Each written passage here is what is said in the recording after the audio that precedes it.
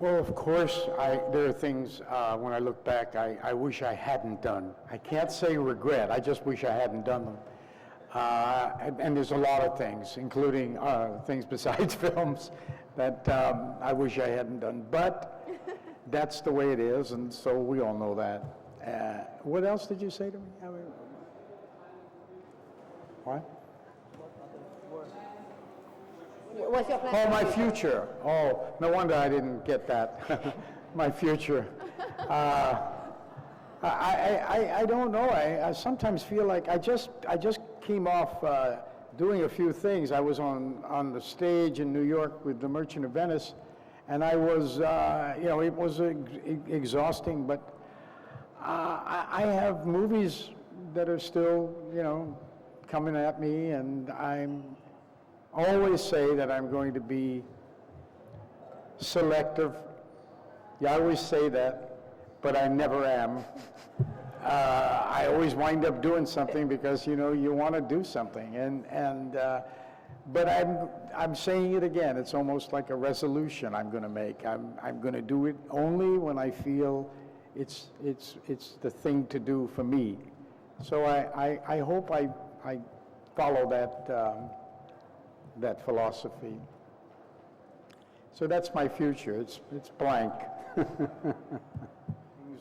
You know how it is with a movie. You can just do so much before the thing. It's all about a balance. You have to find a balance, and so I think it was interesting to understand that since we weren't there at that time, which is 100 and some odd years ago, to know specifically what was going on, but we did know that he was, from his writings, a very liberal thinker, and a very, more than that, he was a visionary in terms of his feeling for people, and how he wanted, society to be more or less humane, and that he was really on dangerous ground at that time. He was functioning in the world, and part of his sexuality was what they used against him to put him away. They wanted to silence him, and I think we cover that a little bit, but I don't think I covered enough of the personality of Wilde that I got to know in doing it. It was hard to do that because he was at the same time a provocateur. He had that in him, and because of his intense intellect and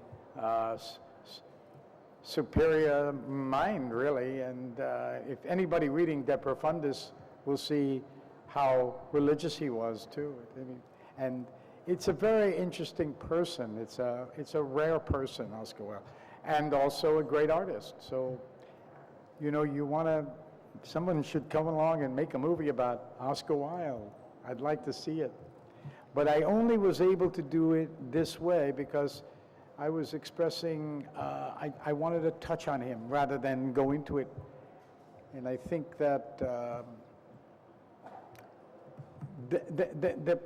to me, it's always the play is the thing. To me, the actual play of Salome, if I could have gotten something of that out, that would have been, and I think these other trails I took were all about finally getting to the play. And, we have a version of this play, and I must say, all due respect to her performance in Wilde Salome, because it's great.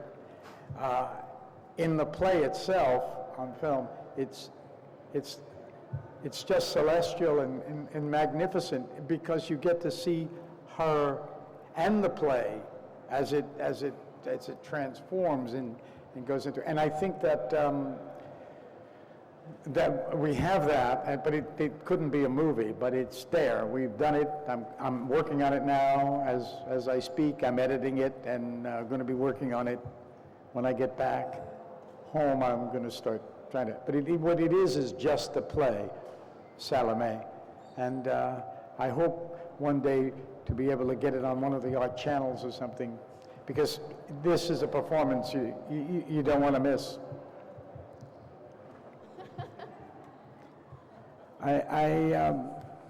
Yeah, you know, I have to say this because I probably will say it tonight in the audience. So I'm trying to find, I'm going to be receiving an award tonight for filmmaker. I don't know the real specifics of the award, but I wanted to say this because something happened to me about 25 years ago. I sort of was always thought of myself as someone who did these parts in movies, but really I didn't know where, and I would be trying to work things out, my own personal life and also in my theater life. I was sort of torn between both the cinema and the theater, and I was sort of I felt as though I was falling between chairs, and I wasn't committing to one or the other. And then I started to put some of these little things I liked, whatever they were, if they were some idea or some little play, and I'd start filming it. And I think that was the start of my filmmaking days, because I really wanted to put these things on film, and I sort of fell in love with film. Before that, I didn't understand it, and as soon as I started making my own films, I actually became easier on directors, because I was very difficult at first when I first started out, and you know, because I really didn't know the medium. I didn't know what the needs of a director were, but once I started, the magic of movies came into my life, and you know, I didn't leave the theater. I'm glad, but because Orson Welles did, he fell in love. I remember him saying that he fell in love with cinema and making it, and there was no stopping him after that. He had to do it, even though he started as a great stage actor and he had a company and everything, but he fell in love with film.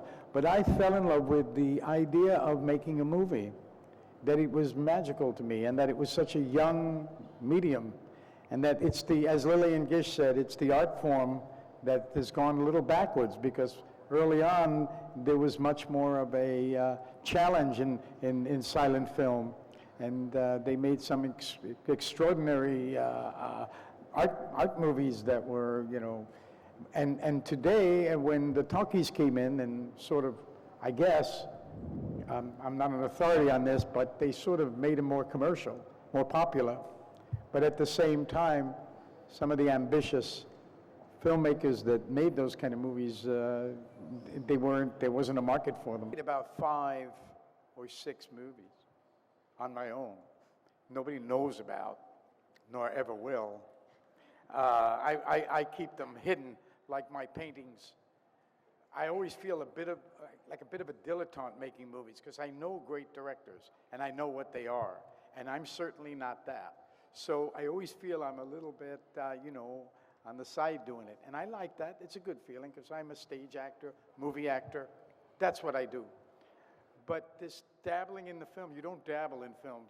You devote your life to it, and I realized that. And Looking for Richard was one of the movies that sort of got away. And now it looks like Salome is starting to get out and walk around a little.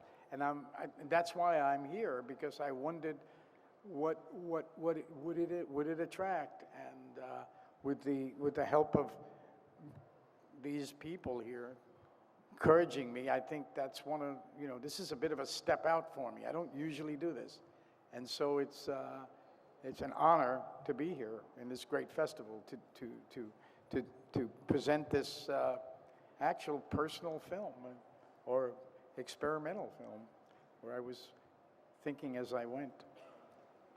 Anyway, that's my little story.